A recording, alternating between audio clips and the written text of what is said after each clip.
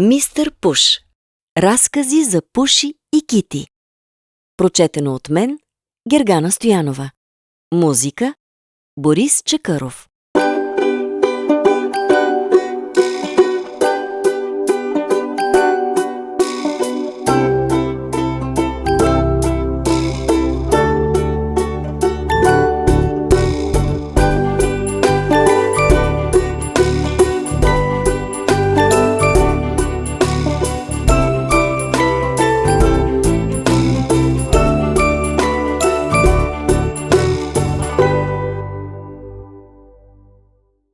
Началото.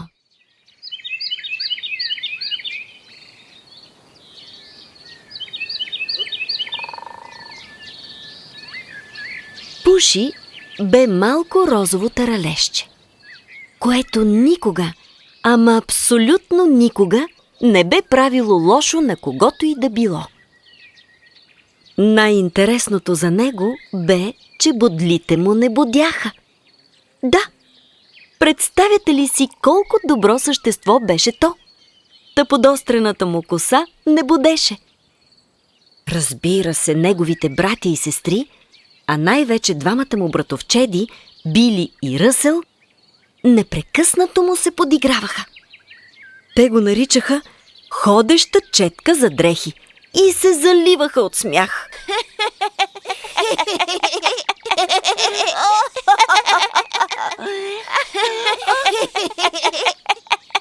Пуши се смееше заедно с тях и изобщо не разбираше, че те се опитват да го дразнят. Таралежчето изобщо не знаеше какво е това да те дразни някой. Неговата най-добра приятелка, катеричката Кити, често се опитваше да му обясни какво е това да те дразни някой. И никога не й се получаваше. Виж сега, Пуши, ако някой ме гали по опашката, това е приятно. Но ако някой ме дърпа за опашката, това е да те дразни. Разбра ли? Таралежчето я гледаше ококорено и с усмивка. И отговаряше: Абе, Кити, ти не разбираш ли, че мен никой не може да ме дразни, защото просто нямам опашка? Кити, почти предала се опитваше да му обясни отново.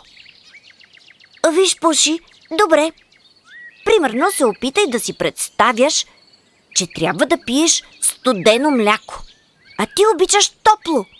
Това те дразни. Пуши отвърна почти напевно: Ами не, защото аз обичам и топло, и студено мляко. Сега вече катеричката Кити определено се подразни. Потропа с крачета и точно преди отново да се впусне да спори, го погледна. Толкова невинен изглеждаше Пуши, усмихнат и спокоен, че това раздразнение се пукна като голям сапунен мехур. Знаеш ли, прав си. Даже се питам, защо ли не ме научиш и аз да спра да се дразня? А? Какво ще кажеш, Пуши? Кити наистина много се дразнеше. Особено на твърдите жълъди. Ама какви твърди жълъди се падаха понякога. Дори си мислеше, че по дъбовете растат камъни, а не жълъди. И совата я издразни, когато се опитваше да научи малките си да пеят. Уф, беше такава какофония, че даже си натъпка мъх в ушите и пак не се получи. Пуши я погледна учудено и отговори: Кити, това е най-лесното нещо на света. Виж, аз не знам какво е да се дразниш, но ще ти покажа как винаги можеш да чувстваш гъдел по тялото и това да те кара да се смееш непрекъснато. На Кити определено идеята й хареса и веднага прие предложението. Те бяха застанали на малката горска пътека, която се извиваше между дърветата, И никое от горските създания не знаеше нито откъде започва, нито къде свършва.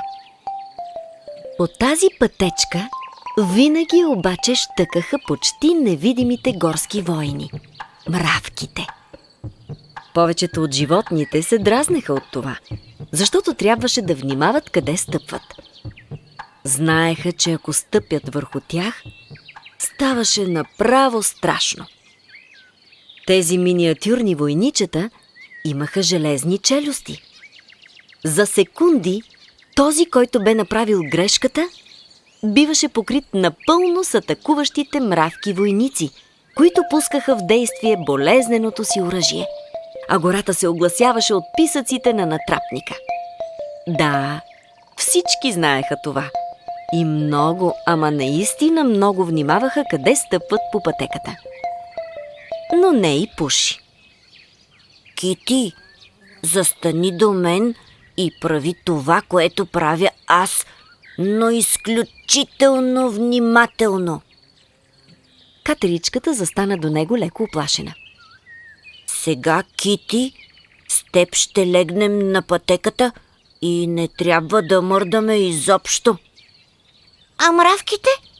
С ужас извика Кити. Спокойно, прави това, което правя аз и всичко ще бъде наред.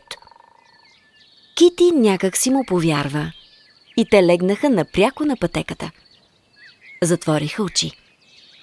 Армията наближаваше. Почти я чуваха. Кити трепереше, а Пуши се усмихваше. Само не мърдай! Тихо прошепна таралещето. В този момент мравешката армия се доближи до тях. Една по една мравките започнаха да се катерят по малките им телца. Изобщо не ги закачаха, защото и животинките не ги закачаха. Да, но Пуши лекичко започна да се киска.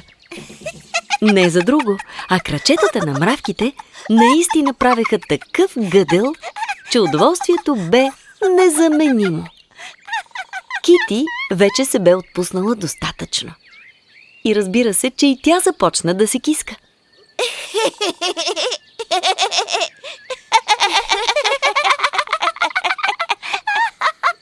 Гъдел и кискане. Знаменито! Когато и последната мравка ги подмина, Катеричката и таралещето продължаваха да се кискат. Да, всяко дразнещо нещо може да те накара да се смееш, си мислеше Кити. Стига да знаеш, разбира се, кого да попиташ и как да го направиш. И благодари на Пуши, галяйки го с опашката си по розовото носле.